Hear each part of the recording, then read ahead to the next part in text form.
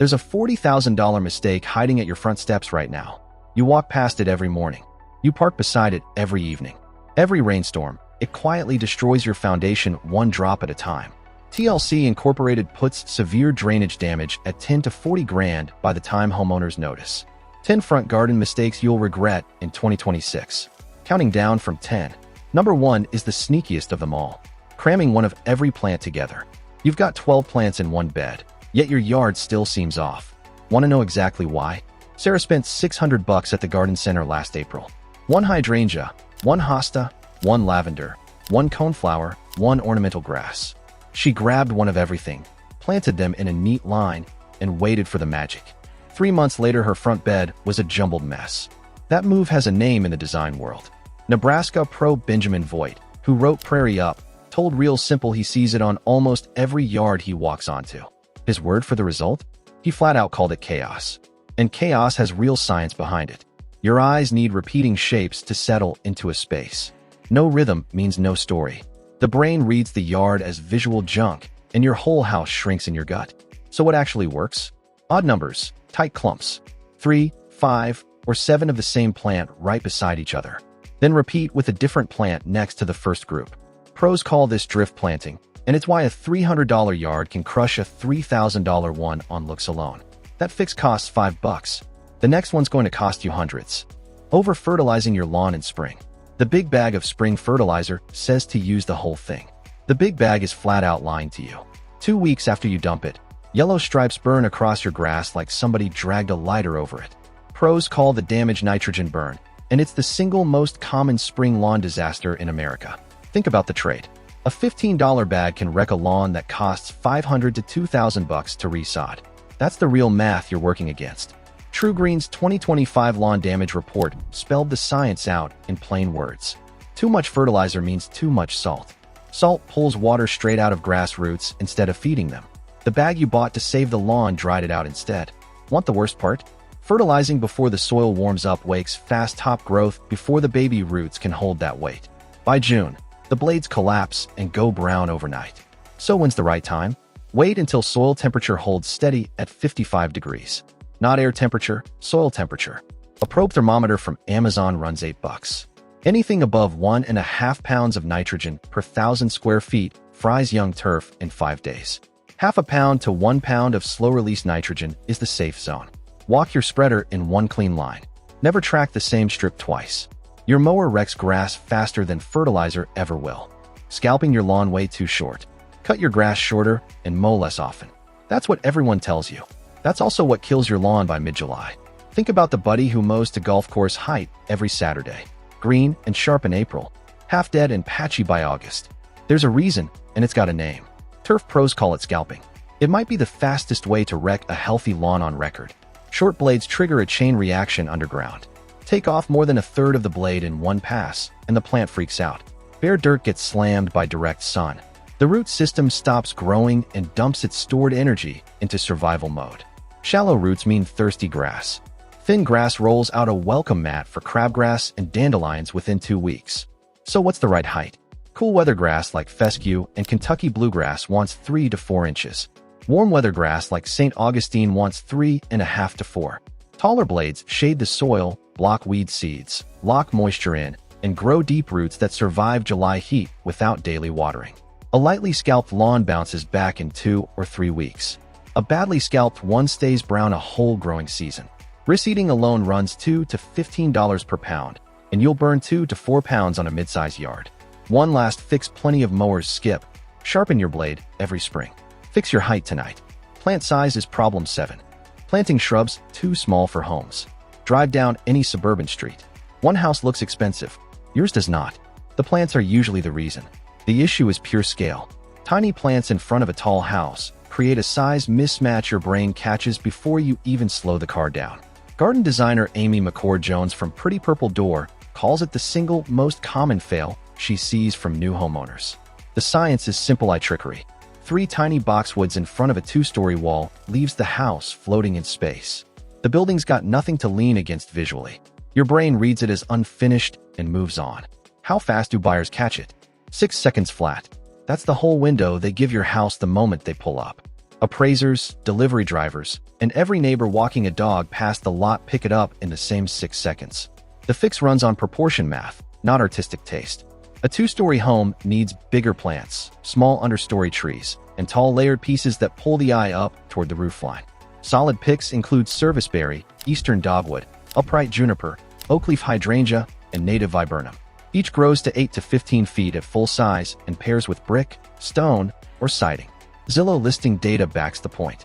Homes with proper anchor plants sold faster and at higher prices than homes with undersized shrubs. Same house, different plants, quicker close. Scale hurts resale. Water kills the plants. Overwatering your plants into root rot. You're probably killing your plants right now. The worst part? You think you're helping them. Overwatering kills more home garden plants every year than drought does. That's straight-up horticulture research, proven over and over. The real villains are 2 water molds called Phytophthora and Pythium. They thrive in soggy soil, wrap around the roots, and choke off oxygen. The plant suffocates from the bottom up, while leaves above seem fine for 2 or 3 weeks. The Old Farmer's Almanac nailed the analogy. Watering a plant with root rot is like handing a drowning person a glass of water. Symptoms of overwatering and underwatering seem almost identical on the surface. That confusion is why caring gardeners keep killing the plants they're trying to save. Notice drooping leaves, yellow tips, or wilting at 2 in the afternoon. Your gut screams water it now. Science screams the opposite. Roots need airflow as much as moisture. Soaked soil chokes the airflow off completely. The real rule runs backward. Deep and rare beats shallow and daily every time. Push a finger 2 inches into the dirt. If dry, water thoroughly.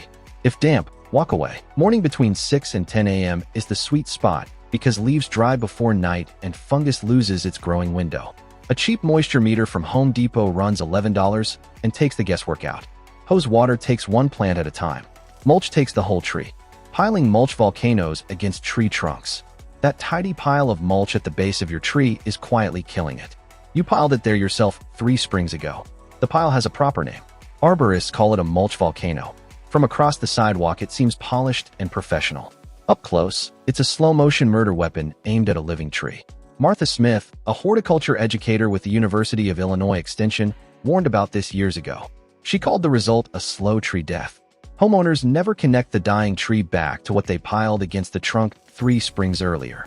Let me break the biology down fast. Tree bark evolved to stay dry and open to fresh air. Pile wet mulch against it, and the bark rots. That rot invites insects, fungus, and rodents that chew straight into the trunk. Meanwhile, the tree panics.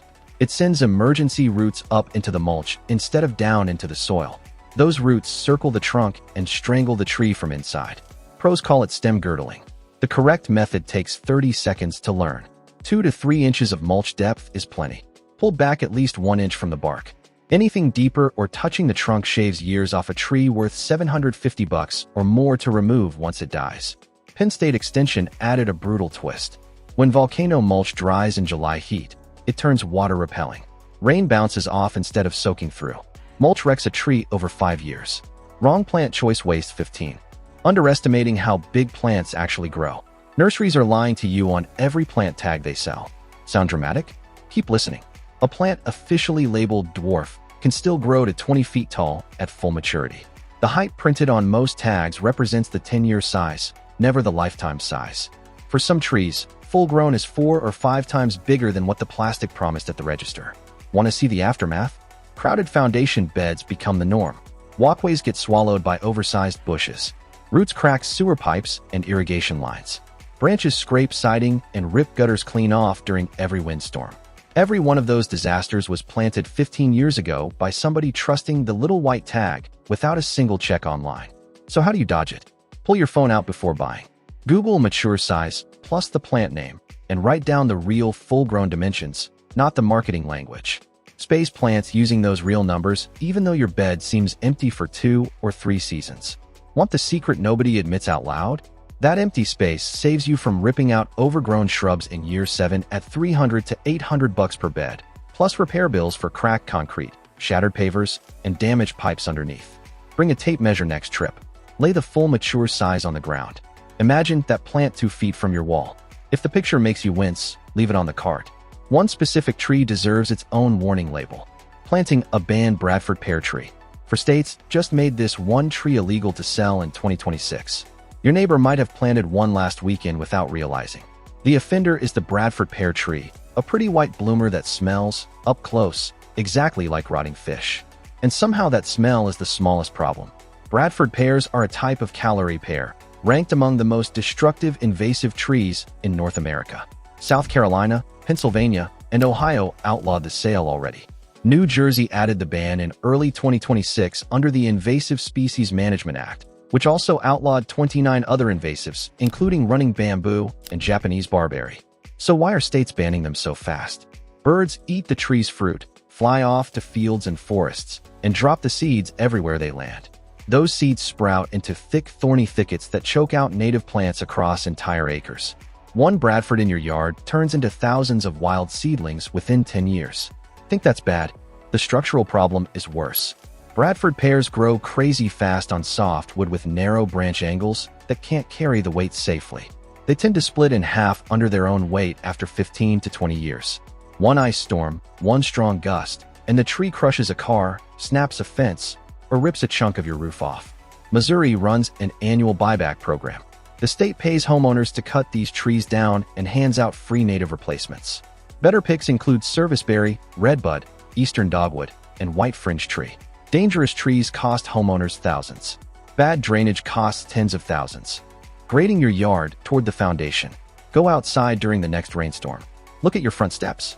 That little puddle is slowly demolishing your foundation one drop at a time.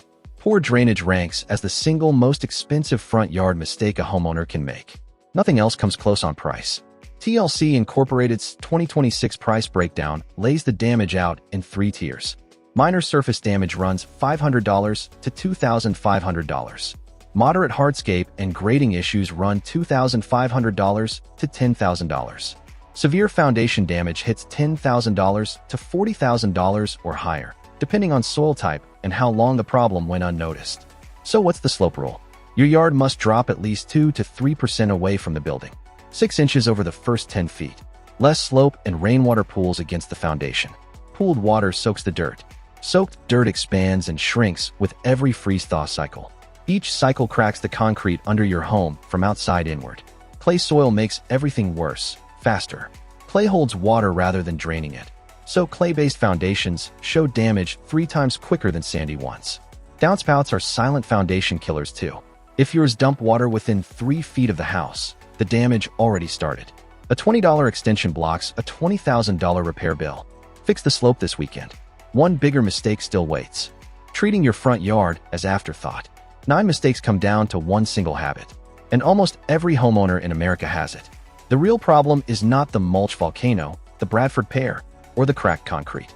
The real error is treating the front yard as a chore to survive instead of an investment that pays you back every year you own the house.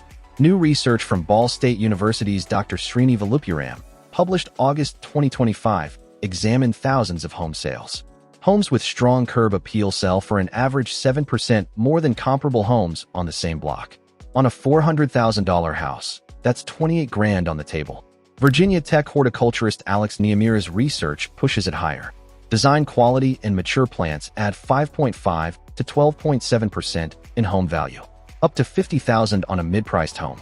Want the most eye-opening stat? The 2023 NAR remodeling report proved a standard yard upgrade returns 100% of its cost at resale.